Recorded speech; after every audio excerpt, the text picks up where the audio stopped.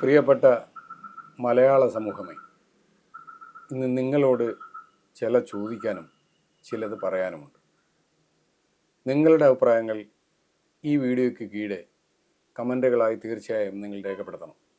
കാരണം ഇത് ഒരു ജീവിതത്തിൻ്റെ അല്ലെങ്കിൽ ഒരു ജീവൻ്റെ ചോദ്യമാണ്. അതിന് ഉത്തരം കണ്ടെത്തേണ്ടത് കേരളത്തിലെ പൊതുസമൂഹവും ഞാനും നിങ്ങളുമാണ്. കാരണം KSRTC എന്ന സർക്കാർ സ്ഥാപനത്തിൽ ഒരു ജീവനക്കാരൻ മരുന്ന് വാങ്ങാൻ നിവൃത്തിയില്ലാതെ മരണപ്പെട്ടു. കേരളത്തിലെ ഒരു പൊതുമേഖലാ സ്ഥാപനത്തിലെ ജീവനക്കാരൻ, കൃത്യമായി ജോലി ചെയ്യുന്ന ഒരു ജീവനക്കാരൻ പണം ഇല്ലാതെ മരുന്ന് വാങ്ങാൻ നിവൃത്തിയില്ലാതെ മരണപ്പെട്ടു. അയാളൊരു ഹാർട്ട് പേഷ്യൻ്റ് ആയിരുന്നു കേട്ടോ. 2 പ്രാവശ്യം ഹൃദയം തുറന്ന് ശസ്ത്രക്രിയ നടത്തിയ ആളാണ്. അദ്ദേഹത്തിൻ്റെ സഹപ്രവർത്തകർ ഒരു 2-3 പേര് കുറച്ച് ദിവസം സഹായിച്ചു. പിന്നെ അവരുടെ കയ്യിൽ നിവൃത്തിയില്ലാതായി. പക്ഷേ അയാൾ ചോദിക്കാനും മടിച്ചു. അദ്ദേഹത്തിൻ്റെ ഡ്യൂട്ടിക്ക് വിളിച്ചു. അദ്ദേഹം പറഞ്ഞു, സാർ, എനിക്ക് മരുന്ന് മേടിക്കാൻ നിവൃത്തിയില്ല, അതുകൊണ്ട് ഞാൻ വരുന്നില്ല, എനിക്ക് വരാൻ കഴിയില്ല സാർ എന്ന് പറഞ്ഞു. അയാൾ മരണപ്പെട്ടു. അപ്പോൾ നിങ്ങളുടെ വീട്ടിൽ ജോലിക്ക് വരുന്ന ഒരാൾ അല്ലെങ്കിൽ നിങ്ങളുടെ ആശ്രിതനായ ഒരാൾ മരുന്ന് മേടിക്കാൻ നിവൃത്തിയില്ല എന്ന് പറഞ്ഞാൽ നിങ്ങൾ എന്ത് ചെയ്യും? മരുന്ന് മേടിക്കണ്ടെന്ന് പറയുമോ? അത് കേൾക്കാതിരിക്കുമോ? അയാൾ കൃത്യമായി നിങ്ങളെ വീട്ടിൽ ജോലി ചെയ്യുന്നുണ്ട് എല്ലാ ദിവസവും, അല്ലെങ്കിൽ അയാളുടെ ഡ്യൂട്ടി സമയത്ത് ജോലി ചെയ്യുന്ന ആളാണ്. ജോലി ചെയ്യാത്ത ആളാണെങ്കിൽ ശരിയാണ്, നിങ്ങൾക്ക് പറയാം അയാൾ വല്ലപ്പോഴും വരുന്ന ആളാണെന്ന്. ഇവിടെ സംഭവിച്ചത്, മണികണ്ഠൻ എന്നൊരു ചെറുപ്പക്കാരൻ KSRTCയിലെ മൂന്നാർ ഡിപ്പോയിൽ നിന്നും കട്ടപ്പന ഡിപ്പോയിലേക്ക് സ്ഥലം മാറ്റി. മൂന്നാറിലാണ് ഇദ്ദേഹത്തിൻ്റെ വീട്. അവിടെ നിന്ന് കട്ടപ്പനയിലേക്ക് മാറ്റി.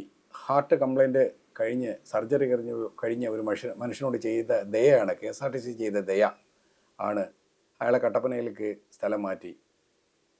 കൃത്യമായി ശമ്പളം കൊടുക്കുന്നില്ല. മാസങ്ങളായി ശമ്പളം കൊടുക്കാതെ വന്നപ്പോൾ ഇദ്ദേഹത്തിന് ജീവിക്കാൻ നിവൃത്തിയില്ലാത്ത അവസ്ഥയായി. സ്വന്തം ആഹാരത്തിനും പണം കണ്ടെത്താനുള്ള വയ്യാത്ത അവസ്ഥയായി. കുടുംബത്തിൻ്റെ അവസ്ഥ വളരെ ദയനീയമായി. ഇതെല്ലാം അവിടെ നിൽക്കട്ടെ.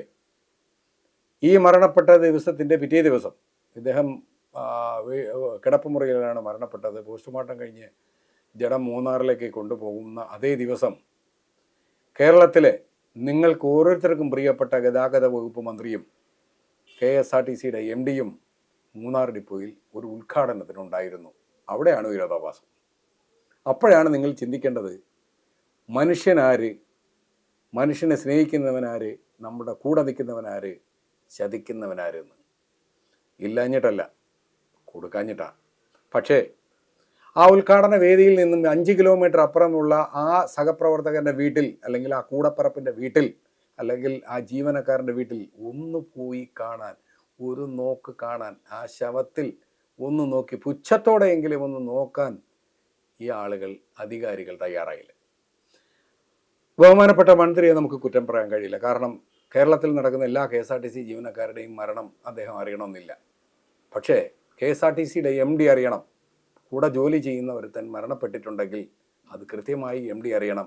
MD അറിയിക്കാൻ ഓരോ യൂണിറ്റ് അധികാരികളും ബാധ്യസ്ഥരാണ്. കട്ടപ്പനയിലെ യൂണിറ്റ് അധികാരികൾ അത് ചെയ്തിട്ടുണ്ടാവാം, അല്ലെങ്കിൽ ഇല്ലായിരിക്കാം. പക്ഷേ മൂന്നാറിലെ യൂണിറ്റിലെ അധികാരികൾ അത് അറിയേണ്ടത് അത്യാവശ്യമല്ലേ? അവരറിഞ്ഞിട്ടും എന്തുകൊണ്ട് മൗനം പാലിച്ചു? ആർക്കെതിരെ എന്ത് നടപടി സ്വീകരിച്ചു?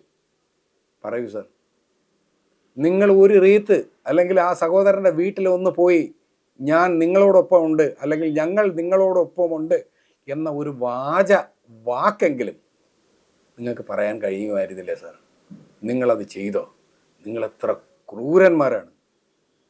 ഇനി പറയൂ സമൂഹമേ, ഇവരോടൊപ്പമാണ് ഞങ്ങൾ ജോലി ചെയ്യേണ്ടത്. നിങ്ങൾ പറയുന്നു കൈ കാണിക്കുമ്പോൾ നിർത്തുന്നില്ല, അഹങ്കാരികളാണ്, ഇവന്മാർക്ക് ശമ്പളം കൊടുക്കണ്ട, കേരളത്തിൻ്റെ നികുതിപ്പണം എടുത്ത് കൊടുക്കുന്നു, തിന്നുന്നു. ആർക്കാണ് തരുന്നത്? നികുതിപ്പണം എടുത്ത് ഞങ്ങൾക്കാരും തരുന്നില്ല. ജോലി ചെയ്യുന്ന ശമ്പളം കിട്ടാനില്ല, കിട്ടാക്കനി. ഒരു യൂണിയൻ ശമ്പളത്തിന് വേണ്ടി സമരം ചെയ്ത കാര്യം നിങ്ങൾ ഇതിനകം അറിഞ്ഞു കാണുമല്ലോ. അപ്പോൾ നിങ്ങളുടെ വീട്ടിൽ ജോലിക്ക് വരുന്ന ഒരാൾ മരണപ്പെട്ടു. ആ മരണപ്പെട്ട നിങ്ങൾ അറിയുന്നു, അവിടെ ചെല്ലുന്നു, അതിന് 5 കിലോമീറ്റർ ഇപ്പുറത്ത് നിൽക്കുന്നു. തീർച്ചയായും നിങ്ങളിലെ മനുഷ്യൻ അവിടെ പോയിരിക്കും. നിങ്ങൾ മനുഷ്യനാണെങ്കിൽ നിങ്ങൾ പോയിരിക്കും. പക്ഷേ ഇവിടെ മനുഷ്യത്വം മരവിച്ച കുറേ അധികാരി വർഗങ്ങൾ അത് ഇല്ലാതാക്കി. മൂന്നാറിലെ ATIക്കോ അല്ലെങ്കിൽ യൂണിറ്റ് അധികാരിക്കോ കട്ടപ്പനയിലെ യൂണിറ്റ് അധികാരിക്കോ അറിയില്ലായിരുന്നോ മന്ത്രി അവിടെ വരുമെന്ന്? ഒരു വാക്ക് മന്ത്രിയോട് പറഞ്ഞാൽ സാർ നിങ്ങൾ അവിടം വരെ പോയിട്ട് വരണം, അല്ലെങ്കിൽ നമുക്ക് അവിടം വരെ പോകാം എന്ന് പറഞ്ഞാൽ 5 കിലോമീറ്റർ പ്രിയപ്പെട്ട ഗതാഗത വകുപ്പ് മന്ത്രി വണ്ടി ഓടിച്ച് അവിടെ പോവില്ലെന്ന് മേലധികാരികൾക്ക് തോന്നിയോ? ഇല്ല, അദ്ദേഹം അങ്ങനെ ചെയ്യാറില്ല. എവിടെ ഒരു മരണം ഉണ്ടെങ്കിലും അറിയിച്ചു കഴിഞ്ഞാൽ അത് അവിടെ പോകാറുണ്ട്. പക്ഷേ നിങ്ങൾ അത് ചെയ്തില്ല. കാരണം പ്രിയപ്പെട്ട KSRTC MD, താങ്കളുടെ അച്ഛൻ KSRTC ഒരു ജീവനക്കാരനായിരുന്നു. അദ്ദേഹം ഒരു യൂണിയൻ പ്രവർത്തകനായിരുന്നു.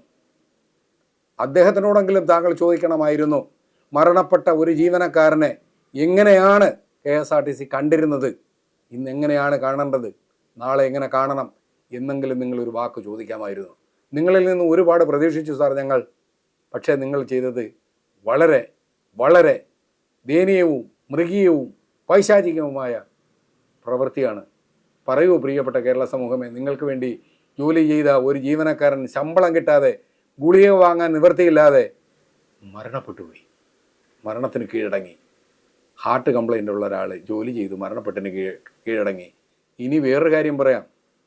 ഹാർട്ട് കംപ്ലൈൻറ്റിൻ്റെ ചികിത്സയുമായി ബന്ധപ്പെട്ട് നൽകുന്ന ഗുളികകൾ, അയാൾ കഴിക്കുന്ന ടാബ്ലറ്റുകൾ സെഡേഷൻ ഉള്ളതാണ്, മയക്കം വരും അത് കഴിച്ചു കഴിഞ്ഞാൽ. ഈ മയക്കം വരുന്ന ഗുളികയും കഴിച്ചിട്ടാണ് നിങ്ങളെയും കൊണ്ട് 12, 14, 16 മണിക്കൂർ യാത്ര ചെയ്യുന്നത്, അല്ലെങ്കിൽ ഡ്രൈവ് ചെയ്ത് ആ വണ്ടി. നിങ്ങൾ അറിയുന്നുണ്ടോ സമൂഹമേ? നിങ്ങൾ അറിയുന്നുണ്ടോ? നിങ്ങൾ ആരുടെയൊക്കെ ഭാഗ്യം കൊണ്ട് അവിടെ പോയി ചേരുന്നു.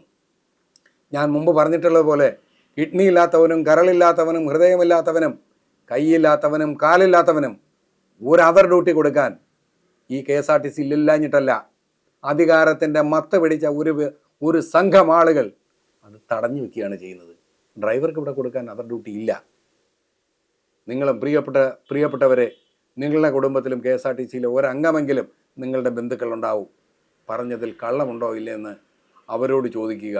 ഉണ്ടെങ്കിൽ, കള്ളം പറഞ്ഞതാണെങ്കിൽ നിങ്ങൾക്ക് കല്ലെറിയാം, ഇല്ലെങ്കിൽ ഒരു തുള്ളി കണ്ണുനീരെങ്കിലും നിങ്ങൾ പൊഴിക്കണം. അല്ലെങ്കിൽ ഈ അധികാരി വർഗങ്ങളോട് നിങ്ങൾ ചോദിക്കണം, നിങ്ങൾ ചെയ്തത് നെറുകേടല്ലേ സാർ?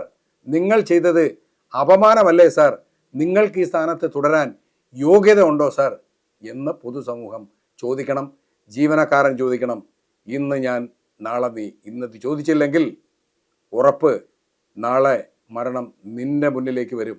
അപ്പോൾ നിനക്ക് വേണ്ടി ചോദിക്കാൻ അവിടെ ആരും ഉണ്ടാകില്ല.